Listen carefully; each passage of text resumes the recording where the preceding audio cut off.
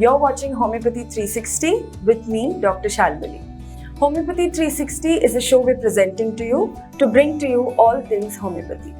So like I said in the previous episode, we will continue discussing about mental health in this episode as well.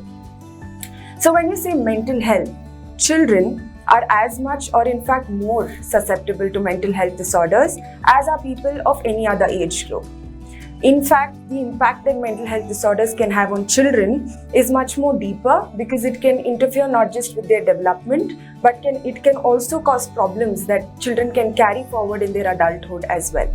So in today's episode, we will be discussing just this: children and the mental health disorders that can affect them. And of course, how homeopathy can help children in such cases.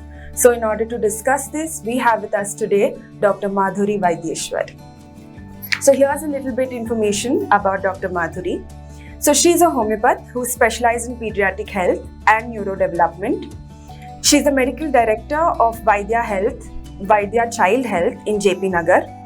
Her research paper on the efficacy of homeopathic treatment in the early intervention age group in autism spectrum disorder has been presented internationally at the LMHI 2021 in Istanbul, Turkey.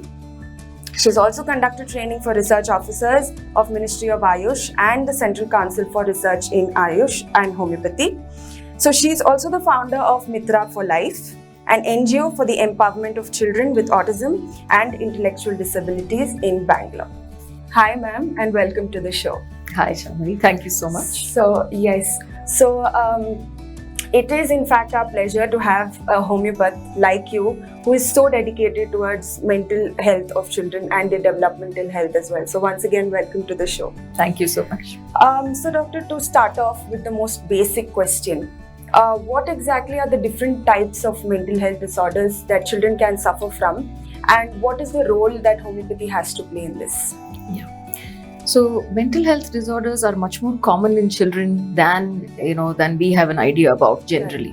Right? We don't expect that children will have mental health issues, but especially in today's world, it's in the digital era, it's extremely common to have children face anxiety, depression, social anxiety disorders, we call it. They're very afraid of being in front of other people, going on stage, and this to a greater extent. A lot of children have shyness, but when it crosses a certain level, then we do have to deal with it as anxiety.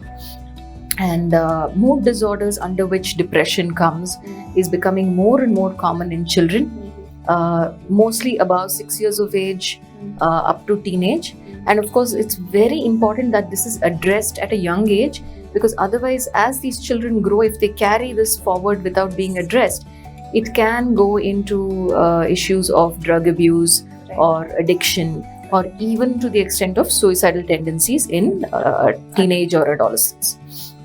Apart from this, we also have what we call conduct disorders, which is basically a lot of defiance. There's a lot of there may be a lot of complaints from school about the child that's being very disruptive or aggressive, hitting other children or being very rebellious.